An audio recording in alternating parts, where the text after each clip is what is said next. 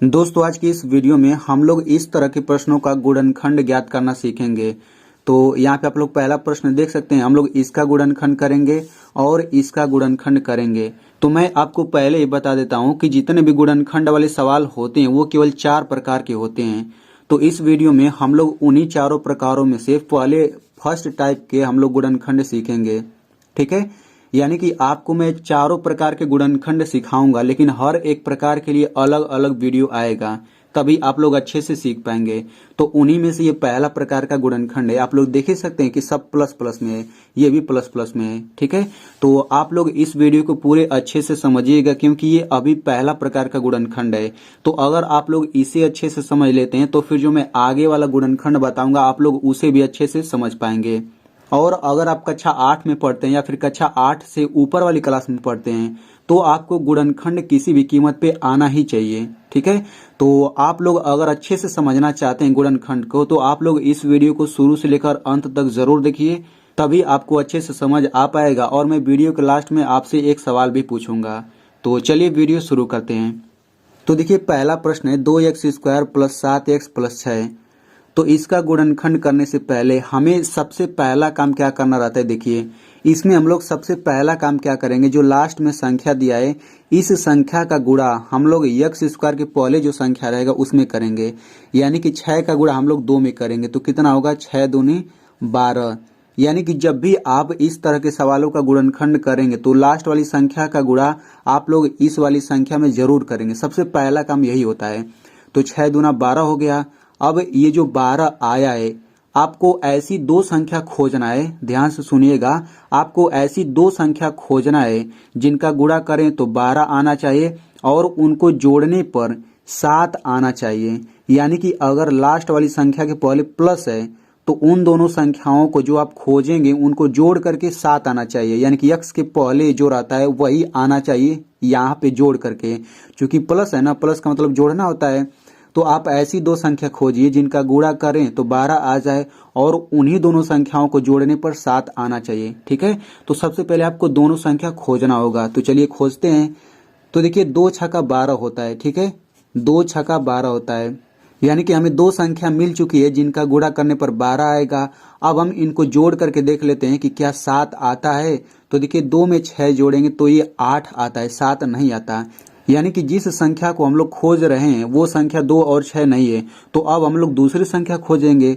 तो देखिए 12 को हम लोग ये भी तो लिख सकते हैं 4 गुणा 3। देखिए 4 में 3 का गुणा करेंगे तो 4 3 12 होता है। अब देखिए 4 में 3 जोड़ेंगे तो 7 भी होता है। यानी कि जिन दोनों संख्याओं को हम लोग खोजना चाहते थे वे दोनों संख्याएं 4 और 3 है। तो चूंकि इनको गुणा करने पर 12 आ गया तो हमने गुणा के रूप में लिख दिया। अब इनको जोड़ने पर 7 भी आता है, इनको हम लोग जोड़ करके भी दिखा देते हैं। तो 4 में 3 जोड़ेंगे तो कितना होगा, 7 होगा। ठीक है, तो हमें इस पहले समीकरण से मतलब नहीं है, हमें ये जोड़ वाला समीकरण है ना, हमें इसी से मतलब है। तो देखिए यहाँ पे x है तो हम लोग क्या करेंगे, इन सभी संख्याओं के बाद x लगा देंगे। तो ये हो जाएगा 4x प्लस 3x बराबर 7x। यानी कि ये जो समीकरण है ना प्लस वाला, इसी में बस हमने x लगा दिया। आप लोग ध्यान से समझिए, बहुत ही आसान है। तो देखिए अब हम लोग क्या करेंगे, चूंकि यहाँ पे आप लोग देख सकते हैं कि 7x जो है, अब x का चूंकि सभी में गुणा करेंगे ना तब भी ये दोनों बराबर ही रहेगा। यानी कि 4x में 3x जोड़ेंगे तो ये 7x आता है। अगर आपको इस तरह का जोड़ अच्छे से समझना है तो आप लोग इस वीडियो को देख सकते हैं। तो देखिए यहाँ पे आप लोग देख सकते हैं बीच में बराबर लगा है, यानी कि 4x प्लस 3x ये जो पूरा है ये 7x के बराबर, यानी कि 4x प्लस 3x ये पूरा बराबर है 7x के। तो जब दोनों बराबर चीज है तो हम लोग इस 7x को हटा करके हम ये पूरा रख सकते हैं, क्योंकि दोनों बराबर चीज है।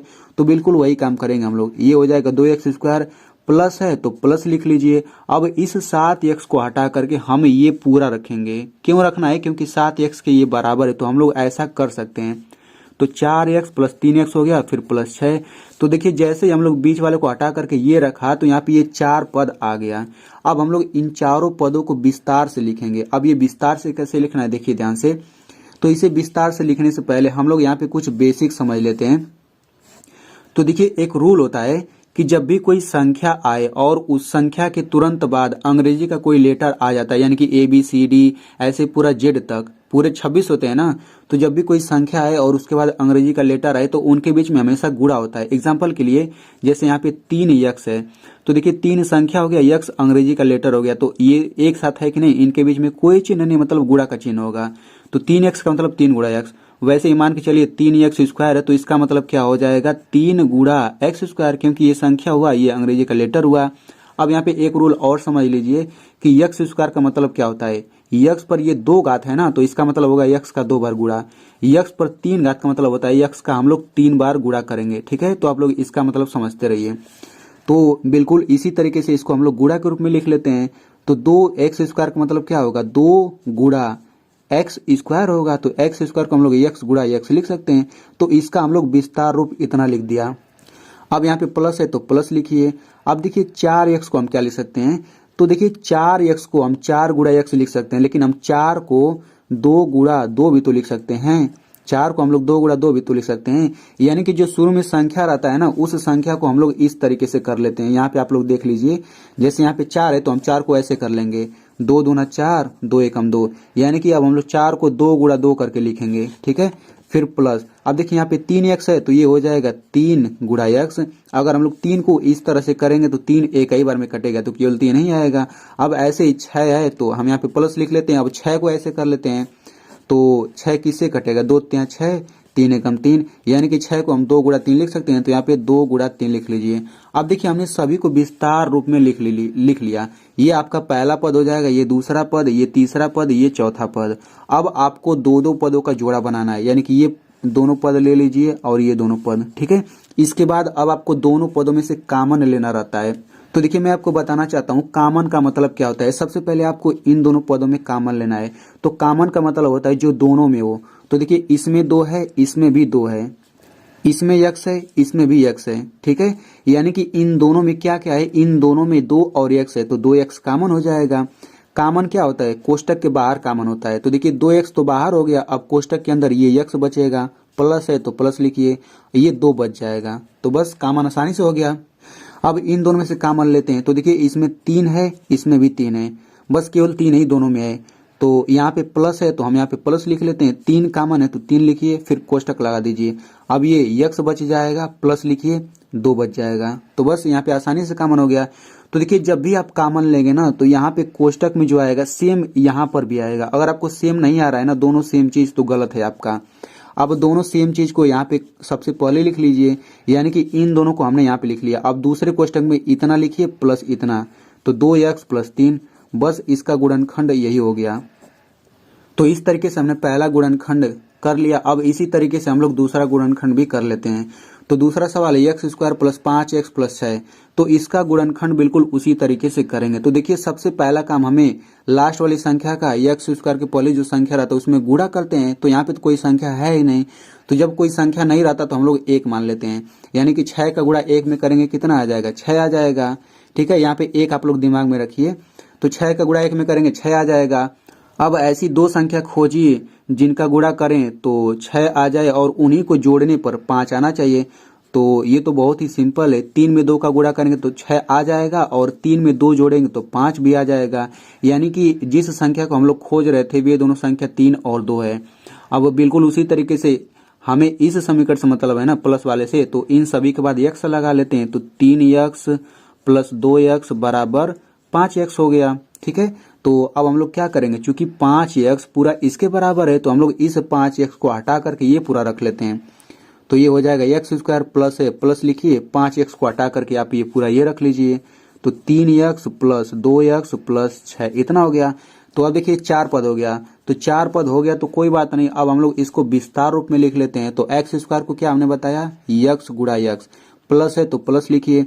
अब 3x को लिख सकते हैं 3 गुणा एक्स, क्योंकि देखिए अगर यक्स के पहले जो संख्या आ रहा है अगर वो बड़ी संख्या आ रही है ना, तो हम लोग बिल्कुल इसी तरीके से हम लोग कर लेंगे। ठीक है, छोटा संख्या है तो हम लोग वैसे ही कर सकते हैं, ये प्लस। अब 2x को लिख सकते हैं 2 गुणा एक्स, यहाँ प्लस है प्लस लिखिए। अब 6 को हम लोग ऐसे करेंगे तो 2 गुणा 3 आएगा, तो 6 को लिखिए 2 गुणा 3।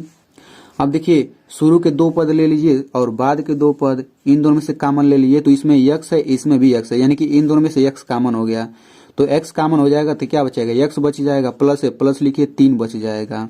अब यहाँ पे प्लस है तो प्लस लिखिए, इन दोनों में से कॉमन क्या है, इसमें 2 है, इसमें भी 2 है, यानी कि 2 कॉमन हो गया तो बचेगा क्या, ये x बच जाएगा, ये 3 बच जाएगा।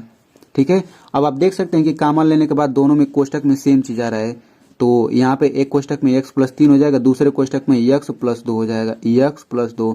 तो इस तरीके से इसका भी गुणनखंड हो गया। तो आई होप आपको बहुत ही अच्छे से समझ आया होगा। अब मैं आपको गुणनखंड का सवाल देता हूं, तो आप लोग इसका गुणनखंड करके कमेंट में जरूर लिखिएगा, x² + 7x + 10। देखते हैं कितने लोग सही जवाब दे पाते हैं। दोस्तों मेरा आप लोगों से एक रिक्वेस्ट है कि अगर आपको ये गुणनखंड समझ आ गया है तो आप लोग इस वीडियो को अपने दोस्तों के साथ जरूर शेयर करिएगा, उन्हें भी समझ में आ जाएगा। और वीडियो को आप लोग कम से कम 1 लाइक जरूर करिएगा, क्योंकि वीडियो के पीछे बहुत ही मेहनत होती है।